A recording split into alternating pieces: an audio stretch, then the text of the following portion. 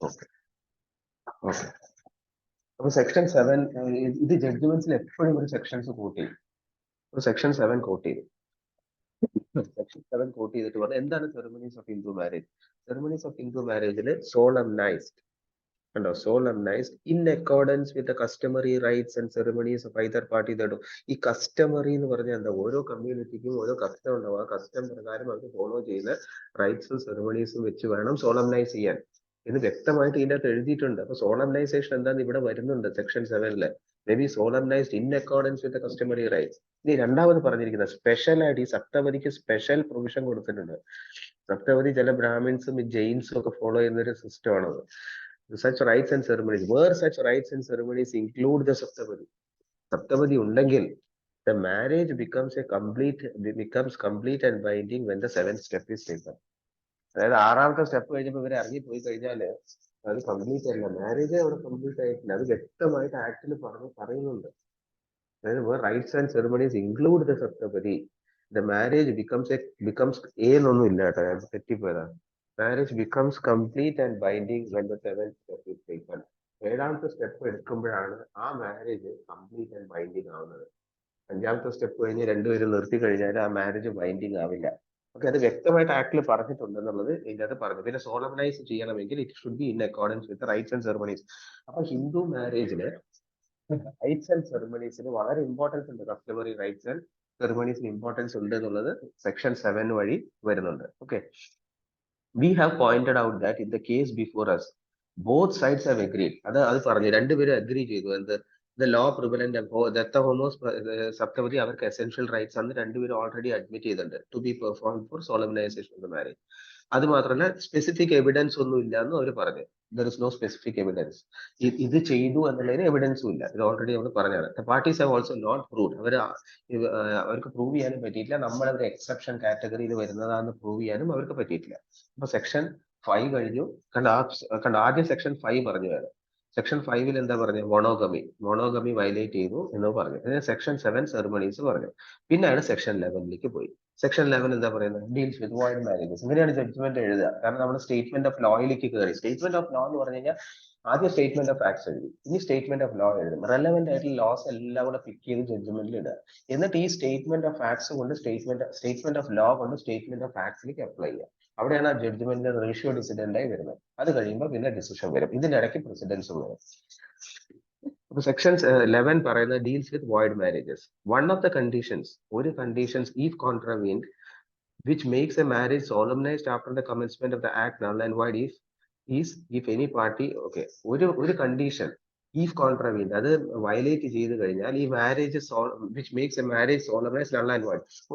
ഒരു സോളംനൈസ് ചെയ്ത ഒരു മാരേജിനെ, ആ ലാംഗ്വേജ് നോക്കും, സോളംനൈസ് ചെയ്ത മാരേജിനെ which makes a marriage solemnized, വെറുതെ ഉള്ള ഒരു മാരേജ് അല്ല, സോളംനൈസ് ചെയ്ത മാരേജ്. സോളംനൈസേഷൻ എന്താ, അത് സെക്ഷൻ 7 പറഞ്ഞത്. അങ്ങനെ സോളംനൈസ് ചെയ്ത ഒരു മാരേജിനെ നൾ ആൻഡ് വോയിഡ് ആക്കണമെങ്കിൽ അതിനുള്ള ഒരു condition, one of the conditions, ഒരുപാട് കണ്ടീഷൻസിൽ ഒരു കണ്ടീഷൻ എന്ന് പറയുന്നത് any party thereto has a spouse living at the time of marriage. അത് സെക്ഷൻ 11 പറയുന്നത്. സെക്ഷൻ 11 പറയുന്നത് ഒരു സോളംനൈസ് ചെയ്ത ഒരു മാരേജിനെ നൾ ആൻഡ് വോയിഡ് ആക്കണമെങ്കിൽ അതിനുള്ള ഒരുപാട് കണ്ടീഷൻസിൽ ഒരു കണ്ടീഷൻ എന്താന്ന് വെച്ച് കഴിഞ്ഞാൽ ആ സോളംനൈസ് ചെയ്ത മാരേജിലെ ഏതെങ്കിലും ഒരു പാർട്ടിക്ക് as a spouse living at the time of that solemnization. അങ്ങനെയാണെങ്കിൽ ഇപ്പൊ നടന്നുകൊണ്ടിരിക്കുന്ന സോളംനൈസ് ചെയ്തുകൊണ്ടിരിക്കുന്ന ആ മാരേജ് നൾ ആൻഡ് വോയിഡ് ആവും. അതായത് നൾ ആൻഡ് വോയിഡ് എന്ന് പറഞ്ഞാൽ വോയിഡ് ആബിനേഷ്യം ആണ്. അത് നടക്കുന്ന ആ നിമിഷം മുതൽ തന്നെ അത് വോയിഡ് ആണ്. Such marriage doesn't exist in the eyes of law.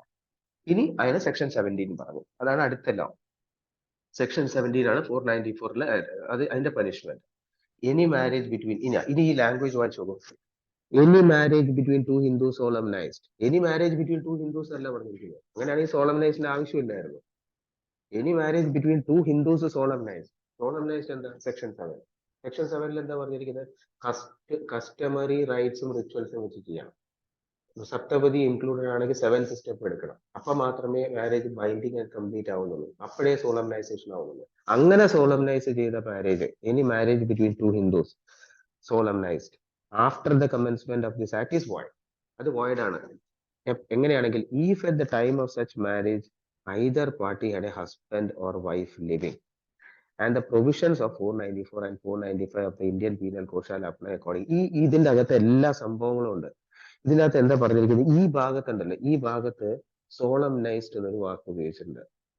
പിന്നെ പറഞ്ഞിട്ടുണ്ട് either party had A husband or wife living എന്നാണ് പറഞ്ഞിരിക്കുന്നത്. ഇതിന്റെ അകത്ത് രണ്ട് കണ്ടീഷൻസ് ആണ് ഈ സെക്ഷൻ ഇടുന്നത്. Any marriage between two Hindus solemnize, അതായത് എയും ബിയും തമ്മിൽ ഒരു കല്യാണം ഓൾറെഡി നടന്നതാണ്. ഈ എ പോയി സീനെ കല്യാണം കഴിക്കുകയാണ്. അപ്പൊ ഈ എയും സിയും തമ്മിലുള്ള മാരേജ് സോളംനൈസ് ചെയ്തിട്ടുണ്ടായിരിക്കണം. അതാണ് എയും സിയും തമ്മിൽ സോളംനൈസ് ചെയ്ത മാരേജ് വോയിഡ് ആവും. എന്തുകൊണ്ട്? ഈ എക്ക് already has A B living. അപ്പം A husband or wife living എന്ന് പറഞ്ഞത്. അപ്പൊ എ ആൻഡ് ബിന്റെ മാരേജ് സബ്സിസ്റ്റ് ചെയ്യുന്നുണ്ട് അവിടെ.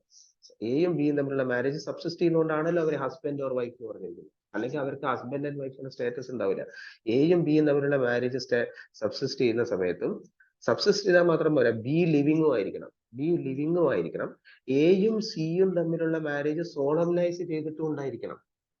അല്ലാതെ അയാൾ ആറാമത്തെ ഇത് കഴിഞ്ഞപ്പോൾ അയാൾ ഇറങ്ങിപ്പോയി കഴിഞ്ഞ് കഴിഞ്ഞാൽ എയും സിയും തമ്മിലുള്ള മാരേജ് സോളംനൈസ് ആയിട്ടില്ല. അപ്പൊ 494 വെച്ച് അവരെ കൺവിക്ട് ചെയ്യാൻ പറ്റില്ല.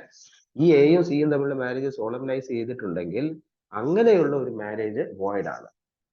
And the provisions of section 494 and 495. അപ്പൊ ഇവിടുന്ന് നേരെ പ്രൊവിഷൻ IPCയിലോട്ട് പോകും. 494 495 വെച്ചിട്ട് അയാളെ കൺവിക്ട് ചെയ്യാൻ പറ്റും. ഓക്കെ, ആ ലോയും അയാൾ എഴുതി. ഇനി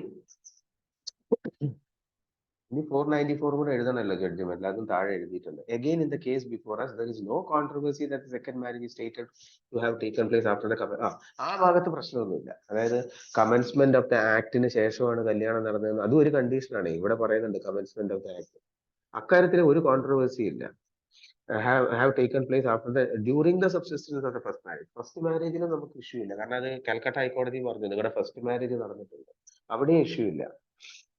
If the second marriage has taken place, it will be void. അതാണ് if the second marriage has taken, second marriage നടന്നിട്ടുണ്ടെങ്കിൽ അത് void ആവും. നടക്കാത്തൊരു കല്യാണത്തിന് void ആക്കാൻ പറ്റും. സപ്പോസ് സെക്കൻഡ് മാരേജ് നടന്നിട്ട് തന്നെ ഇല്ല, പിന്നെ എങ്ങനെ void ആവുന്നത്? പക്ഷെ നടന്നിട്ടുണ്ടെങ്കിലോ, നടന്ന നിമിഷം മുതൽ void ആകും. ആ ലാംഗ്വേജ് മനസ്സിലാക്കണം. നടക്കാത്ത ഒരു കല്യാണത്തിനെ void ആക്കാം, നടന്ന ഒരു കല്യാണത്തിനെ മാത്രമേ void ആക്കാൻ പറ്റൂ. പക്ഷെ void ആക്കുന്നത് എപ്പോ പോലെ? നടന്ന ആ നിമിഷം മുതൽ തന്നെ അത് void ആവും. അതാണ് void ab initio. എപ്പോ അത് നടന്നോ ആ നിമിഷം മുതൽ അത് void ആണ്. പക്ഷെ നടക്കണമെങ്കിൽ ഒരു മാരേജ് void ആക്കണമെങ്കിൽ ഒരു മാരേജ് നടന്നിരിക്കണം. So there should exist a valid marriage. ഇല്ലാത്തൊരു കല്യാണത്തിന് void ആക്കാനൊന്നും പറ്റില്ല. അപ്പൊ ഈ രണ്ട് കണ്ടീഷൻസ് ഇവിടെ ഉണ്ട്. ഒന്ന്, second marriage should be valid. ഇതൊരു കണ്ടീഷനാണ്. Second marriage should be valid. അങ്ങനെയാണെങ്കിൽ ആ വാലിഡ് ആയിട്ടുള്ള മാരേജ് എപ്പോ മുതൽ വാലിഡ് ആണോ ആ നിമിഷം മുതൽ അത് void ആയി. It is void ab initio. ഇപ്പൊ രണ്ട് കണ്ടീഷൻസ് അതിന്റെ അകത്ത് കിടക്കുന്നുണ്ട്. Okay, if the second marriage has taken place, ഇതെല്ലാം ഈ ആക്ടിന്റെ അകത്തുണ്ട്. അതിന്റെ അകത്ത് അത് എടുക്കുന്നതാണ് ഇതുപോലെ. It will be void under the circumstances and section 494 of the IPC will be attracted. Section 494 of the IPC states. Okay, എന്നിട്ട് അയാൾ അത് കോട്ട് ചെയ്തു. മറ്റേത് having a husband or wife living married in any case in which such marriage is void by the reason. എന്തായാലും അയാൾ ആ exception അയാൾ coat ചെയ്തിട്ടില്ല, അയാൾക്ക് അതിന്റെ ആവശ്യം വന്നിട്ടില്ല. ഓക്കെ, അപ്പൊ ഇത്രയും നേരം എന്താ സംഭവിച്ചത്? ആ ജഡ്ജ്മെന്റിന്റെ സ്റ്റൈല് കണ്ടോ? First facts of the case. ആദ്യം എന്തിനാണ് അവരെങ്ങനെ ഇവിടെ വന്നു എന്ന് കോടതി എഴുതി. സ്പെഷ്യൽ ലീവ് പ്രകാരം വന്നു. അവരുടെ പ്രശ്നം എന്താണെന്ന് എഴുതി. പിന്നെ സ്റ്റേറ്റ്മെന്റ് ഓഫ് ഫാക്ട്സ് എഴുതി. അവരിങ്ങനെ കല്യാണം കഴിച്ചു, ട്രയൽ കോടതിയിൽ കംപ്ലൈന്റ് കൊണ്ട് കൊടുത്തു, പിന്നെ സെഷൻസ് കോടതിയിൽ പോയി, ഹൈക്കോടതിയിൽ പോയി, എന്നിട്ട് അവിടെ ഫാക്ട്സ് കഴിഞ്ഞു. ഇനി അവര് പിന്നെ കൗൺസിലിന്റെ പ്രയർ പറഞ്ഞു. MC മജുംദാർ ഇതൊക്കെയാണ് പ്രയർ നമ്മളുടെ മുന്നിൽ വെച്ചത്. രണ്ട് കാര്യങ്ങളായിരുന്നു പറഞ്ഞത്, അയാളുടെ പ്രയർ എഴുതി. അത് കഴിഞ്ഞ് സ്റ്റേറ്റ്മെന്റ് ഓഫ് ലോസ് സ്റ്റാർട്ട് ചെയ്തു. സ്റ്റേറ്റ്മെന്റ് ഓഫ് ലോസ് സ്റ്റാർട്ട് ചെയ്തപ്പോഴാണ് Hindu marriage act section 5, section 7 ceremonies, പിന്നെ സെക്ഷൻ 11 വോയിഡ്, സെക്ഷൻ 17 പനിഷ്മെന്റ്, പിന്നെ IPC അട്രാക്റ്റഡ് ആയതുകൊണ്ട് 494. സ്റ്റേറ്റ്മെന്റ് ഓഫ് ലോസ് കഴിഞ്ഞു. ഇനി അടുത്തത് ഈ കേസ്, ഈ ജഡ്ജ്മെന്റ് സിമ്പിൾ ജഡ്ജ്മെന്റ് എന്ന് പറയാൻ കാരണം വെച്ചാൽ പ്രസിഡൻസ് ഉള്ളതുകൊണ്ടാണ്. പ്രസിഡൻസ് ഇല്ലെങ്കിൽ എന്ത് പറ്റുമെന്ന് അറിയോ? സ്റ്റേറ്റ്മെന്റ് ഓഫ് ഫാക്ട്സ് ഒരു സ്ഥലത്ത് കിടക്കുന്നുണ്ട്, സ്റ്റേറ്റ്മെന്റ് ഓഫ് ലോയും കിടക്കുന്നുണ്ട്. ഈ ലോ പോയി ഫാക്ട്സിൽ അപ്ലൈ ചെയ്യണം. അപ്ലൈ ചെയ്തിട്ട് ഒരു ഡിസിഷനിലോട്ട് എത്തിച്ചേരണം, റാഷണൽ ആർഗ്യുമെന്റിലൂടെ. ഇവിടെ ശരിക്കും അതിന്റെ ആവശ്യമില്ല, കാരണം പ്രസിഡൻസ് ഓൾറെഡി കിടക്കുന്നുണ്ട്. ഇത് കേസ് 1971 ഓർമ്മ വേണം. ഒരു കേസ്, ഒരു precedent Bhaurao Shankar Lokhande and another versus state of Maharashtra. ഇത് നമ്മളുടെ എക്സാമിന് എഴുതിക്കൊണ്ടു. കാരണം ഇതാണ് ആദ്യമായിട്ട് ഈ ഡിസിഷൻ ഈ കേസ് ഇന്നും സ്റ്റാൻഡ് ചെയ്യുന്നുണ്ട്. ആ കേസിന്റെ ഇയർ എന്ന് പറഞ്ഞാൽ 1965 ആണെന്ന് തോന്നുന്നുണ്ട്. കണ്ടോ, 1965 ആണ്. 1965 ആദ്യമായിട്ട് ഒരു ഇഷ്യൂ ഈ കേസിലാണ് വന്നത്. ആ പ്രസിഡന്റ് ഇന്നും സ്റ്റാൻഡ് ചെയ്യുന്നുണ്ട്. ആ പ്രസിഡന്റിനെയാണ് തൊട്ടടുത്ത വർഷവും ഫോളോ ചെയ്തത്. അതേ പ്രസിഡന്റ് തന്നെയാണ് ഈ പ്രിയാബാല വേഴ്സസ് സുരേഷ് ചന്ദ്ര ബോസിനെ ഫോളോ ചെയ്തിരിക്കുന്നത്, ഇന്നും ഫോളോ ചെയ്യുന്നത്. അതൊരു ലോങ് സ്റ്റാൻഡിങ് പ്രസിഡന്റ് ആണ്. അപ്പൊ അവിടുത്തെ ഇഷ്യൂ എന്താന്ന് നോക്കാം. ഈ ഇഷ്യൂ ഇവിടെയാണ് കേട്ടോ ആദ്യമായിട്ട് വരുന്നത്. അപ്പൊ അങ്ങനെ ഒരു പ്രസിഡന്റ് ഓൾറെഡി ഉണ്ടെങ്കിൽ അത് വക്കീൽമാർ അത് കാണിച്ചു കൊടുക്കും. അപ്പൊ ജഡ്ജിമാർക്ക് എളുപ്പമായി അവരത് കോട്ട് ചെയ്ത് ഇവിടെ ഇട്ടാൽ മതി. In Gaurav Shankar Lokhande and another versus state of Maharashtra, what was A question? അവിടുത്തെ ലീഗൽ ഇഷ്യൂ എന്താണ്? The question arose whether in a prosecution for bigamy under section 494 IPC it was necessary to establish, കാരണം ഈ ഒരു ക്വസ്റ്റ്യൻ ഇവിടെയാണ് ആദ്യമായിട്ട് റേസ് ചെയ്തത്. It was necessary to establish that the second marriage had been duly performed in accordance with essential religious rites applicable to the form of marriage gone through. അതായത് ഇപ്പൊ രണ്ടാമതൊരു കല്യാണം നടക്കല്ലേ, കല്യാണം it was necessary to has been duly performed. അത് ശരിക്കും as per rights and rituals ഒക്കെ വെച്ചിട്ടാണോ ഇത് പെർഫോം ചെയ്തത് എന്നുള്ളത്, in accordance with essential religious rights applicable, ഈ എസെൻഷ്യൽ റിലീജിയസ് റൈറ്റ്സ് ഫോളോ ചെയ്തിട്ടാണോ ഇത് ചെയ്തത് എന്നുള്ളത് അങ്ങനെ ഒരു സംഭവം എസ്റ്റാബ്ലിഷ് ചെയ്യേണ്ടത് നെസസറി ആണോ എന്നുള്ള ക്വസ്റ്റ്യൻ ഇവിടെയാണ് വന്നത്. അതായത് 494 സെക്ഷൻ പ്രകാരം ഒരാളെ ശിക്ഷിക്കണമെങ്കിൽ, കൺവിക്ട് ചെയ്യിക്കണമെങ്കിൽ, രണ്ടാമത് അയാൾ നടത്തിയ കല്യാണം is it in accordance with the essential religious rights applicable to the form of marriage? അത് ആവശ്യമുണ്ടോ? അത് ആദ്യമായിട്ട് സുപ്രീം കോടതിന് മുന്നിൽ വന്നത് ഈ കേസിലാണ്. അപ്പൊ ഈ കേസ് മറക്കാൻ പറ്റില്ല. ഇതാണ് ഫസ്റ്റ് ഡിസൈഡ് ചെയ്ത് ഇവിടെയാണ്. അപ്പൊ the first appellant therein had been convicted for an offense under 494 IPC for going through a marriage which was void. The said appellant contended that it was necessary for the prosecution to establish that the alleged second marriage has been duly performed. The state on the other hand contended. Okay. അപ്പൊ ഇവിടെ ഈ ഒരു കേസിൽ state പറഞ്ഞു, the state on the other hand contended that for the commission of offense it was not necessary. അപ്പൊ ആ argument നടന്നത് ഈ കേസിലാണ്. പ്രോസിക്യൂഷൻ പറഞ്ഞാൽ അതങ്ങനെ പ്രൂവ് ചെയ്യേണ്ട ആവശ്യമൊന്നുമില്ല, അങ്ങനെ സെക്കൻഡ് മാരേജ് നടന്നിട്ടുണ്ടോ എന്നുള്ളത്.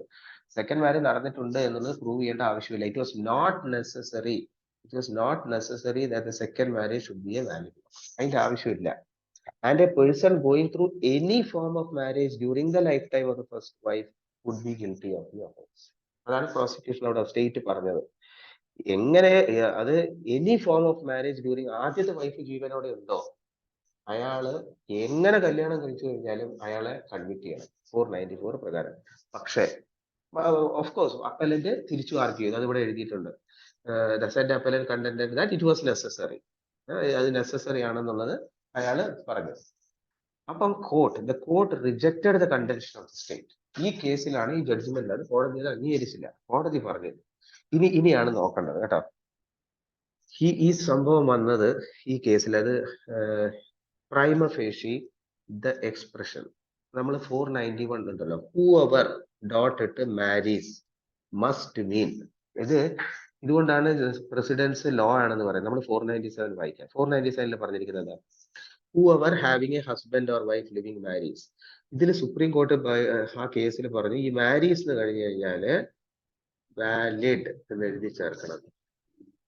Okay, whoever having a husband or wife living marries validly എന്ന് അവിടെ അങ്ങനെ അതിനെ റീഡ് ചെയ്യണം എന്നുള്ളത് സുപ്രീം കോർട്ട് പറഞ്ഞ കേസ് ഇതാണ്, Bhairav Lokhande versus state of Maharashtra. Okay, അതിൽ സുപ്രീം കോർട്ട് പറഞ്ഞു whoever marries, അതിനെ മസ്റ്റ് മീൻ whoever marries validly എന്ന് വായിക്കണം. അല്ലാതെ മാരീസ് എന്ന് പറഞ്ഞാൽ എന്തെങ്കിലും കൺഫ്യൂട്ട് പോരാ. whoever marries എന്ന് പറഞ്ഞാൽ validly എന്നാണ് മെക്കോളെ അത് എഴുതിയപ്പോൾ ഉദ്ദേശിച്ചത് എന്നുള്ളതാണ് അയാൾ പറയുന്നത്. അല്ലാതെ ഏതെങ്കിലും any form of marriage cannot be permitted. Validly or whoever marries and whose marriage is a valid one എന്ന് വായിക്കണം. അതായത് രണ്ടാമത് കല്യാണം കഴിക്കുന്നത്, ഇപ്പൊ അവർക്ക് സപ്തപതി വേണമെന്നുണ്ടെങ്കിൽ അവിടെയും പോയി അയാൾ 7 വട്ടം കറങ്ങണം. അവിടെ പോയി അയാൾ 6 വട്ടം കറങ്ങിക്കഴിഞ്ഞാൽ മാരേജ് ആയിട്ടില്ല. അതാണ് ഈ പറഞ്ഞുകൊണ്ട് വരുന്നത്. That also should be A valid one. അങ്ങനെ വാലിഡ് ആയ മാരേജിനെ വേണം വോയിഡ് ആക്കാൻ. അല്ലാതെ വാലിഡ് അല്ലാത്ത മാരേജിനെ വോയിഡ് ആക്കാൻ പറ്റില്ലല്ലോ. Is a valid one. If the marriage is not a valid one according to the law applicable to the parties, no question of its being void by reason of its taking place during arises. ശരിയല്ലേ? രണ്ടാമത്തെ കല്യാണമേ നടന്നിട്ടില്ലെങ്കിൽ പിന്നെ എങ്ങനെ അത് void ആക്കുന്നത്? അതുകൊണ്ട് അപ്പൊ അതിൽ നിന്നാണ് ആ റീസണിങ് വരുന്നത്. അങ്ങനെയാണ് വോയിഡ് ആക്കണം എന്ന് പറഞ്ഞിട്ടുണ്ട്. വോയിഡ് ആക്കണം എന്നുണ്ടെങ്കിൽ മാരേജ് വാലിഡ്ലി അല്ലെങ്കിൽ marriage and whose marriage is a valid one എന്ന് വായിച്ചാൽ മാത്രമേ അതിനെ ഫോളോ ചെയ്ത് വരുന്ന വോയിഡിന് അർത്ഥം ഉണ്ടാവുള്ളൂ. കാരണം ശരിക്കും നടന്ന വാലിഡ് ആയിട്ടുള്ള ഒരു മാരേജിന് മാത്രമേ നമുക്ക് വോയിഡ് ആക്കാൻ പറ്റുള്ളൂ. If the marriage is not a valid marriage, there is no marriage in the eyes of law. Okay, in the eye of law. അവിടെ ഈ സംഭവം പറയും. ഇനി ഇതേ ജഡ്ജ്മെന്റിലാണ് സോളംനൈസ് എന്നുള്ള വേർഡിനെ ഇന്റർപ്രിറ്റ് ചെയ്തത്. നമ്മുടെ ഹിന്ദു മാരേജ് ആക്ട് സെക്ഷൻ 7 പറയുന്നുണ്ട്, 17 പറയുന്നുണ്ട്, ബിറ്റ്വീൻ ടു ഹിന്ദുസ് സോളംനൈസ്. എന്താണ് സോളംനൈസ്? അതും ഈ ജഡ്ജ്മെന്റിലാണ് വന്നത്, ഭൈരവ് ലോക്കന്റെ ജഡ്ജ്മെന്റിലാണ് വന്നത്. ദ വേർഡ് സോളംനൈസ് മീൻസ്, ഇതാണ് ഞാൻ പണ്ടൊരു ക്വസ്റ്റ്യൻ ചോദിച്ചിട്ടുണ്ടായിരുന്നത്. ഇപ്പൊ ആദ്യമായിട്ട് ഇപ്പൊ നമുക്ക് പറയാം സോളംനൈസ് എന്താന്ന് ചോദിച്ചു കഴിഞ്ഞാൽ Bhairav Lokhande and others versus state of മഹാരാഷ്ട്രയിൽ സോളംനൈസ് എന്താന്ന് പറഞ്ഞത്.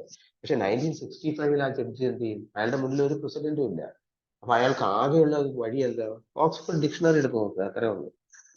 The word solemnize means in connection with a marriage എന്ന് പറഞ്ഞാൽ എന്താ അർത്ഥം? ഇത് പറ്റുമെങ്കിൽ ഓർത്ത് വെച്ചാൽ ഇത് എക്സാമിൽ എഴുതാം. സോളംനൈസ് എന്ന് പറഞ്ഞാൽ to celebrate the marriage with proper ceremonies and in due form according to shorter Oxford Dictionary.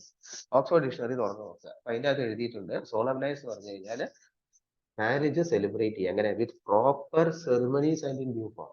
എന്തൊക്കെ സെറിമണീസ് ആണ് ഫോളോ ചെയ്യേണ്ട? ഡ്യൂ ഫോമില് അത് സെലിബ്രേറ്റ് ചെയ്യുന്നതിനെയാണ് സോളംനൈസ് എന്ന് പറയുന്നത്. It follows therefore that unless the marriage is celebrated or performed with proper ceremonies, it cannot be solemnized. Okay, അപ്പൊ അതൊരു essential condition. It is therefore essential for the purpose of section 17 that the marriage to which section 494 applies on account should have been celebrated with the proper ceremonies and in due form. Merely going through certain ceremonies with the intention that parties be taken to be married will not make them ceremonies prescribed by law or as approved by the established custom. Okay, എന്തെങ്കിലും ceremonies ഒക്കെ കാണിച്ചു കൂട്ടി കഴിഞ്ഞു കഴിഞ്ഞാൽ അതിനെ marriage എന്ന് പറയാൻ പറ്റില്ല.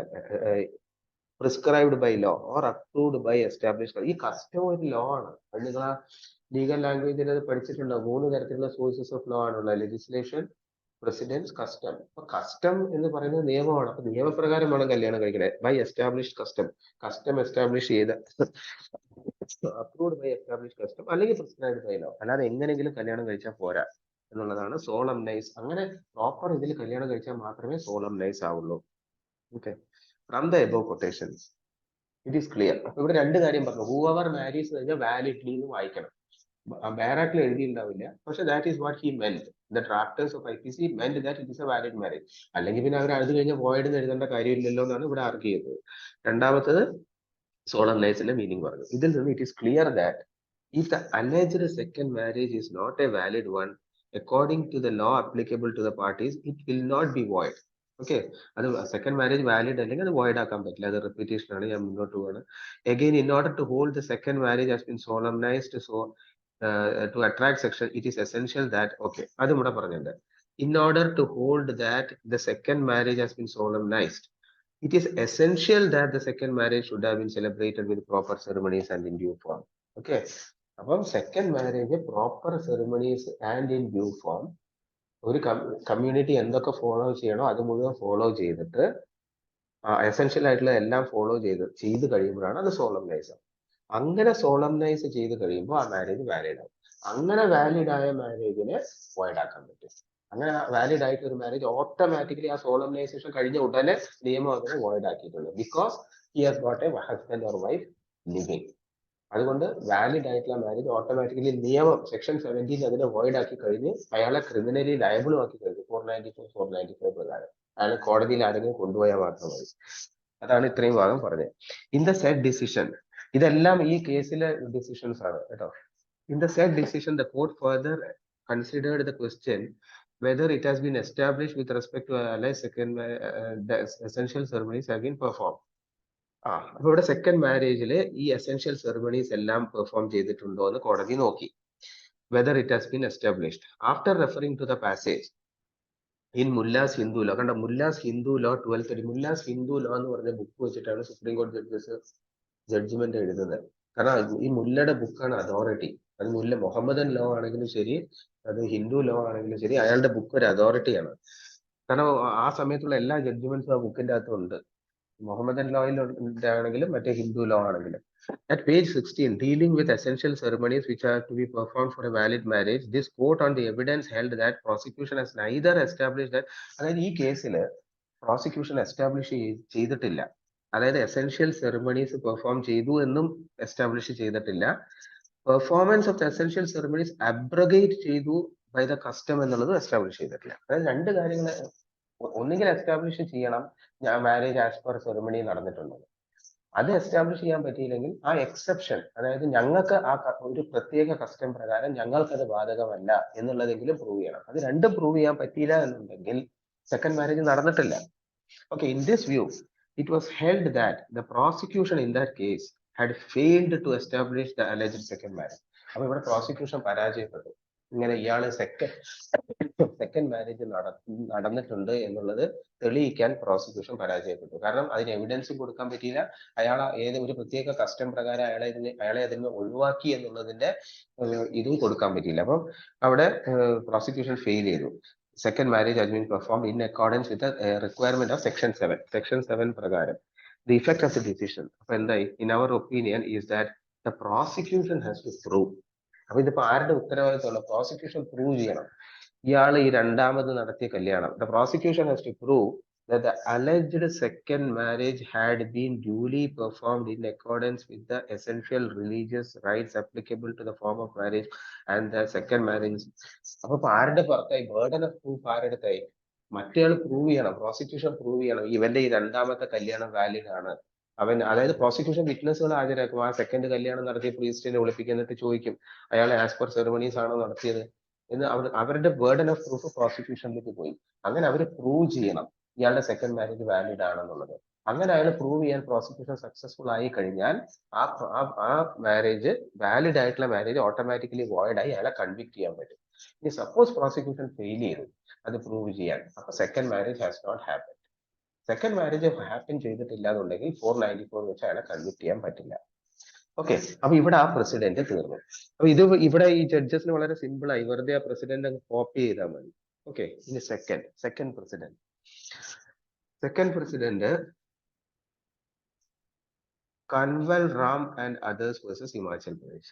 ഇത് മറ്റേ കേസ് 1965 ആയിരുന്നേ, ഇത് 1966 ആണ്. 1966 അവരൊന്നും ചെയ്തില്ല, അവർ റീഇറ്ററേറ്റഡ് ദ പ്രിൻസിപ്പിൾ. കാരണം ഓൾറെഡി പ്രസിഡന്റ് ഉണ്ട്. ഇനി ആൾക്കാർക്ക് എളുപ്പമാണ് ഇങ്ങനെ കുറെ കാലം നിൽക്കുന്നതിനെയാണ് വെൽ സെറ്റിൽഡ് ലോ എന്ന് പറയുന്നത്. അങ്ങനെ ഒരു വെൽ സെറ്റിൽഡ് ലോ ആയതുകൊണ്ടാണ് ഹൈക്കോടതി ഇതിന് സർട്ടിഫിക്കറ്റ് ഗ്രാന്റ് ചെയ്യാത്തത്. അങ്ങനെ ഒരു അത് പറയും നമ്മൾ ചില it is a well settled law. ഇങ്ങനെ ഒരു സംഭവം നിങ്ങൾ ഓൾറെഡി സെക്കൻഡ് മാരേജ് കല്യാണം കഴിച്ച് അത് ആസ് പെർ സെറിമണി ചെയ്തില്ല എന്നുണ്ടെങ്കിൽ അത് വാലിഡ് അല്ല എന്നുള്ളത്. കാരണം 1965 മുതൽ നിൽക്കുന്ന പ്രസിഡന്റ് ആണ്. 66 റീഇറ്ററേറ്റ് ചെയ്തു. 71 പ്രിയബാല ആൻഡ് സുരേഷ് ചന്ദ്ര ബോസിലും അത് 3 പ്രസിഡന്റ്സ് കണ്ടിന്യൂസ് ആയിട്ട് വന്നു. Okay, this court reiterated the principles laid down in the earlier decision referred to above, that in a prosecution for bigamy of the second marriage has to be proved as a fact. Okay, this word is important. As the fact prove ചെയ്യണം. Second marriage has to be proved as a fact, and it must also be proved that the necessary ceremonies have been performed. Okay, ആ necessary ceremonies നടന്നു എന്ന് prove ചെയ്ത് കഴിഞ്ഞാൽ second marriage prove ആയി കഴിഞ്ഞു. Another proposition laid down by this decision. ഈ ഡിസിഷനിൽ വേറൊരു പ്രൊപ്പോസിഷൻ ഓഫ് ലോ എന്ന് പറഞ്ഞാൽ ഒരു നിർദ്ദേശം, ലോയുടെ വേറെ നിർദ്ദേശം വന്നത് എന്താ വെച്ചാൽ which answers A second contention of the learned counsel. ഇതാണ് അടുത്ത issue. Is that admission of the marriage by an accused is no evidence of marriage for the purpose of proving an offense of bigamy or adultery. ഇത് വളരെ important. ഇത് ഈ കേസിലാണ് വന്നത്. Kanwal Ram and others. On the evidence it was held in the said decision that witness have not proved that the essential ceremonies had been performed. അതായത് is that admission of marriage, അതായത് accused ആണ് അയാള്. ഇപ്പം ഈ കേസിൽ ഇപ്പൊ രണ്ടാമത് സന്ധ്യാറാണിയും സുരേഷ് ചന്ദ്രഘോഷും തമ്മിൽ കല്യാണം നടന്നത് കൊണ്ട് പ്രിയാബാലയാണ് കോടതിയിൽ പോയിരിക്കുന്നത്. അപ്പൊ ശരിക്കും സുരേഷ് ചന്ദ്രഘോഷ് ഇവിടെ അക്യൂസ്ഡ് ആണ്. അക്യൂസ്ഡ് പറയാണ് ഞാൻ കല്യാണം. അപ്പൊ അത് എങ്ങനെ അക്യൂസ്ഡ് പോയി പറയുകയല്ല, അക്യൂസ്ഡ് എവിടെയോ എന്തോ എഴുതി കൊടുത്തിട്ടുണ്ട്, ഇങ്ങനെ അയാൾ എവിടെയോ അഡ്മിറ്റ് ചെയ്തിട്ടുണ്ട്. അതാണല്ലോ അതാണ് ആ മജിസ്ട്രേറ്റ് കോടതിയിലെ ജഡ്ജ്മെന്റിലേക്ക് തിരിച്ചു പോകണം. അയാൾ എന്താ പറഞ്ഞത്, even notwithstanding that scantily വളരെ കുറവ് എവിഡൻസേ ഉള്ളൂ എങ്കിലും മെയിൻ്റനൻസിന് കൊടുത്തൊരു കേസിൽ അയാൾ അങ്ങനെ ഒരു ക്ലെയിം കൊടുത്തിട്ട് ഒബ്ജെക്ഷൻ ഫയൽ ചെയ്തപ്പോൾ അയാൾ പറഞ്ഞിട്ടുണ്ട് ഞാൻ സന്ധ്യ റാണിയെ കല്യാണം കഴിച്ചു. അങ്ങനെ അതൊരു എവിഡൻസ് ആയിട്ട് എടുക്കാൻ പറ്റുമോ എന്നുള്ളതാണ് ക്വസ്റ്റ്യൻ. അപ്പൊ നമ്മുടെ ആർട്ടിക്കിൾ 21 നോക്കണം. 21 അല്ല, ആർട്ടിക്കിൾ 20 ക്ലോസ് 1. ക്ലോസ് 1 ഒരു സംഭവം പറയുന്നുണ്ട്. അതെന്താണ്? Protection in respect of conviction for offences അല്ലെ. Article 21 20 clause 1. ആർട്ടിക്കിൾ 20 ക്ലോസ് 1 മൂന്ന് സംഭവങ്ങൾ പറയുന്നുണ്ട്: ex post facto laws, double jeopardy and self incrimination. Right against self incrimination എന്ന് പറഞ്ഞൊരു സാധനം അക്യൂസ്ഡിനുണ്ട്.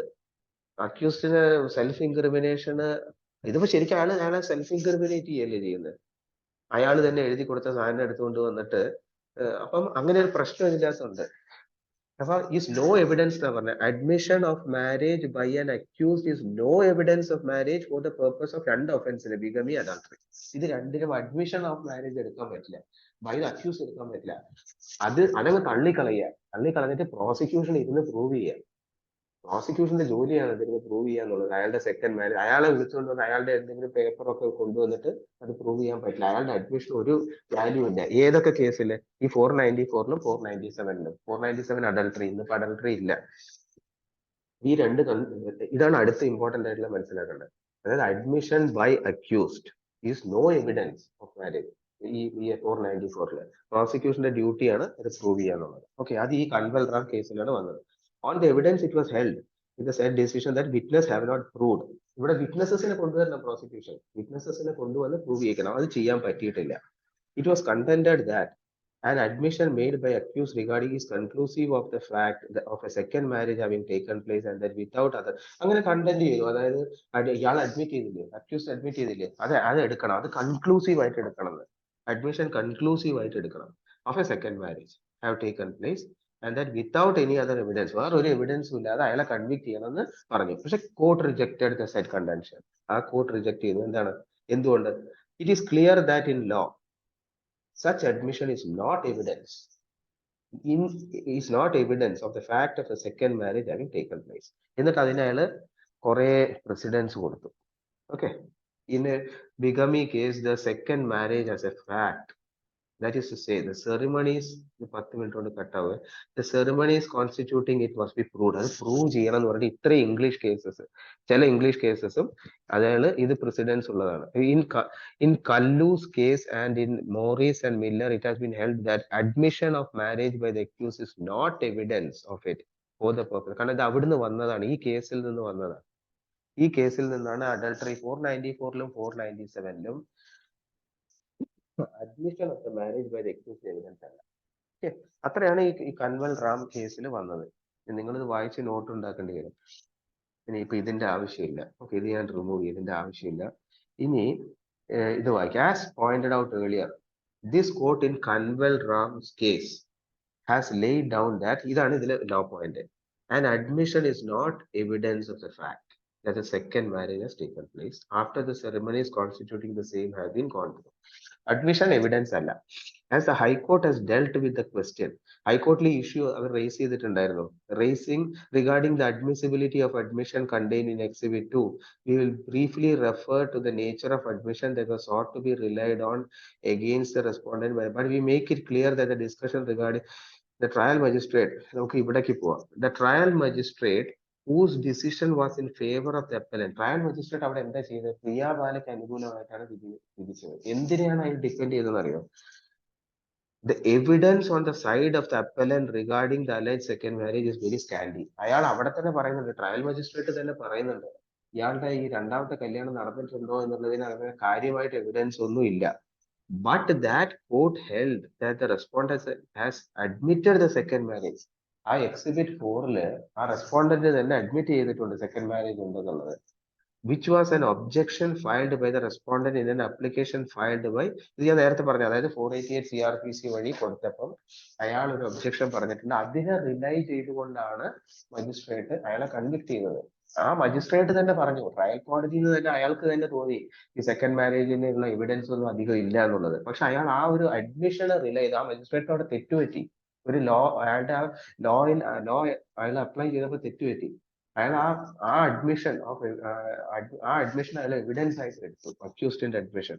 V have gone through the said objection petition. ആ objection petition ഉണ്ടല്ലോ, അതായത് അയാൾ ആ മെയിൻ്റനൻസിന് വേണ്ടിയിട്ട് ഈ സുരേഷ് ചന്ദ്രബോസ് സബ്മിറ്റ് ചെയ്ത ആ ഒബ്ജക്ഷൻ പെറ്റീഷനിലൂടെ ഞങ്ങൾ പോയി.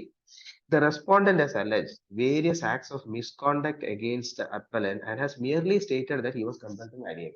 ആ ഒബ്ജക്ഷൻ എടുത്ത് വായിച്ചു നോക്കുമ്പോൾ അതിനകത്ത് ആകെ പറഞ്ഞിരിക്കുന്നത് അയാള് ഈ പെണ്ണിന്റെ അടുത്ത് കുറെ മിസ്കണ്ടക്ട് വന്നത് കൊണ്ട് he was compelled to marry again. അയാൾക്ക് രണ്ടാമത് കല്യാണം കഴിക്കാൻ അയാൾ കമ്പൽഡ് ആയി എന്ന് മാത്രമേ ആ ഇതിന്റെ അകത്ത് അയാൾ എഴുതിയിട്ടുള്ളൂ.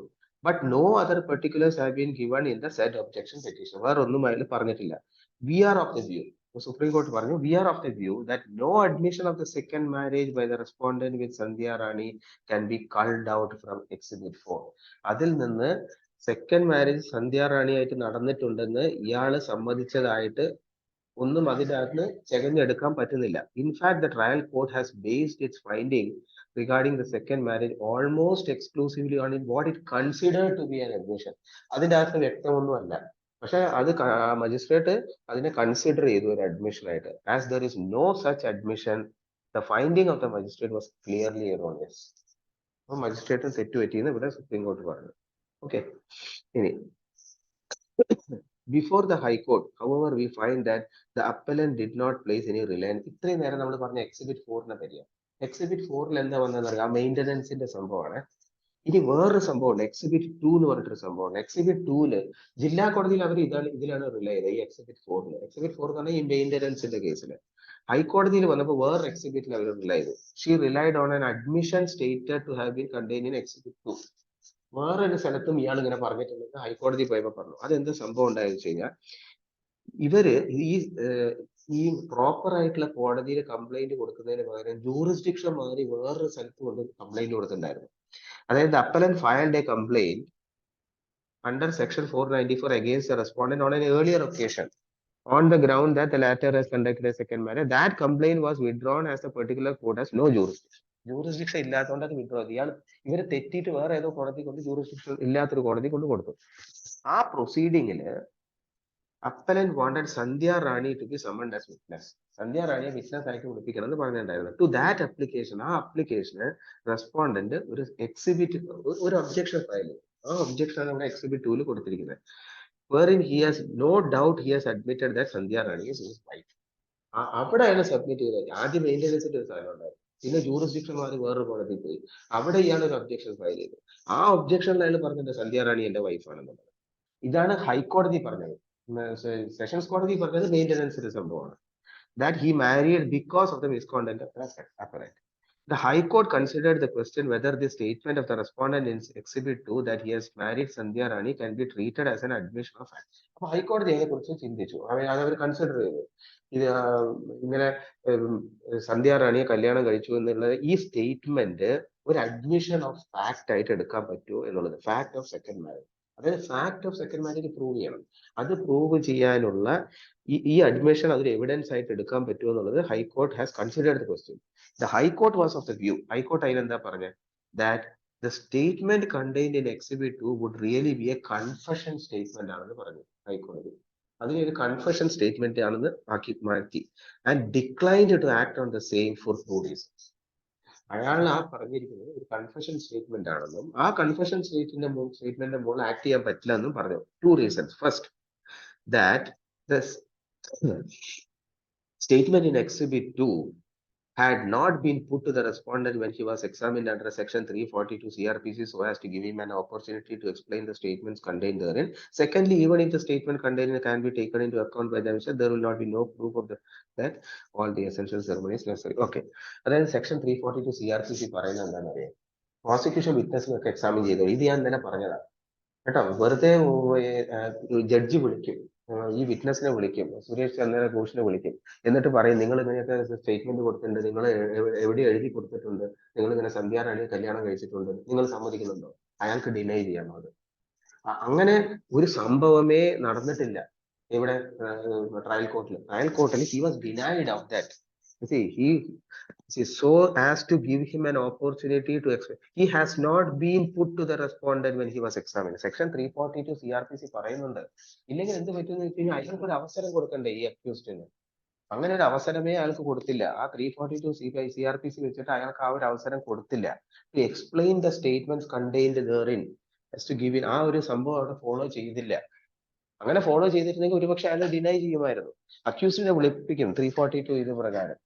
എന്നിട്ട് ചോദിക്കും. അതാണ് ഞാൻ ഇന്നലെ പറഞ്ഞത്. അയാൾക്ക് ഓത്ത് എടുക്കണ്ട, അയാളെ ക്രോസ് എക്സാമിൻ ചെയ്യാൻ പറ്റില്ല, അയാളെ ഡിഫൻസ് ലോയർ പഠിപ്പിച്ചു കൊടുത്തിട്ടുണ്ടാവും, കോടതിയാണ് ചോദിക്കുന്നത്, അയാൾക്ക് യെസ് ഓർ നോ മാത്രം ആൻസർ ചെയ്താൽ മതി. ഇതെല്ലാം 342 CRPC പറഞ്ഞിരിക്കുന്നത്. അപ്പൊ ജഡ്ജി ചോദിക്കും, ഇങ്ങനെ നിങ്ങൾ സമ്മതിക്കുന്നുണ്ടോ നിങ്ങൾ സന്ധ്യ റാണിയെ കല്യാണം? അയാൾ പറയും ഇല്ല എന്ന് പറയും. പക്ഷെ അതിനൊരു ഓപ്ഷൻ പോലും അയാൾക്ക് കൊടുത്തില്ല. ആ ഒരു ഓപ്ഷനെ അയാൾക്ക് കൊടുത്തില്ല. അതുകൊണ്ട് അത് എടുക്കാൻ പറ്റില്ല എന്ന് കാൽക്കട്ട ഹൈക്കോർട്ട് പറഞ്ഞു. സെക്കൻഡ് എന്താന്ന് വെച്ച് കഴിഞ്ഞാൽ എന്തൊക്കെയാണെങ്കിലും സെക്കൻഡ് മാരേജ് പ്രൂവ് ചെയ്യണ്ടേ. Secondly, even if the statement contained in can be taken into account by themselves, they will not be proof of the fact that അതുകൊണ്ടൊന്നും പ്രൂഫ് ആവുന്നില്ല. ഇപ്പൊ അയാൾ എവിടെ എഴുതി കൊടുത്തു സന്ധ്യ റാണി എന്റെ ഭാര്യയാണെന്ന് ഒരു സ്റ്റേറ്റ്മെന്റ് എഴുതി കൊടുത്തു കഴിഞ്ഞാൽ that is not the proof that ceremonies have been properly conducted. കാരണം സെക്ഷൻ 17 പറയുന്നുണ്ട് സോളംനൈസ് ചെയ്യണം. സോളംനൈസേഷൻ എന്താന്നുള്ളത് വ്യക്തമായിട്ട് പറഞ്ഞിട്ടുണ്ട്. അപ്പൊ അയാൾ എവിടെ എഴുതി കൊടുത്തിട്ടില്ല. സന്ധ്യ റാണി എന്റെ ഭാര്യയാണെന്ന് പറഞ്ഞ് അയാൾ പറയുന്നുണ്ട് ഇയാൾ ഈ സെറമണീസ് മുഴുവൻ ഫോളോ ചെയ്തിട്ടുണ്ടെന്നുള്ളതിന് തെളിവല്ലാതെ പറഞ്ഞു. രണ്ടാമത് അയാളുടെ സ്റ്റേറ്റ്മെന്റ് എടുക്കാൻ പറ്റില്ല. Because he has not been given an opportunity under section 342 CRPC. അതുകൊണ്ട് ഹൈക്കോടതി അത് റിജക്ട് ചെയ്തു. Okay. Though strictly the statements contained in Exhibit 2 may not be a confession. അതും പറഞ്ഞത് ശരിക്കും ഇത് കൺഫെഷൻ അല്ല. ശരിക്കും കൺഫെഷൻ എന്ന് പറഞ്ഞു കഴിഞ്ഞാൽ അത് വേറെ നമ്മൾ ആ ഇവരൊക്കെ ഉണ്ടല്ല അവര് പോയി എന്തോ കൺഫെഷൻ ഒക്കെ കൊടുത്തില്ലേ, അതേമാതിരി ശരിക്കും കൺഫെഷൻ. ഇത് അങ്ങനെ സ്ട്രിക്ട്ലി ഇത് കൺഫെഷൻ അല്ല.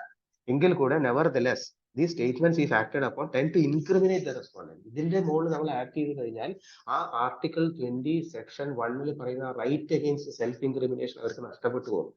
It tends to incriminate the respondent. അത് ചെയ്യാൻ പറ്റില്ല ഹൈക്കോടതിക്ക്.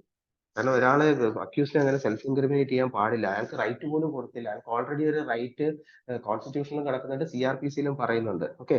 ഇത് ലെസ് ദാൻ 1 മിനിറ്റ് ആയിട്ട് കട്ടായി കഴിഞ്ഞാൽ നിങ്ങൾ ലീവ് ചെയ്തോളാം. ഓക്കെ, നമുക്ക് നാളെ കണ്ടിന്യൂ ചെയ്യാം.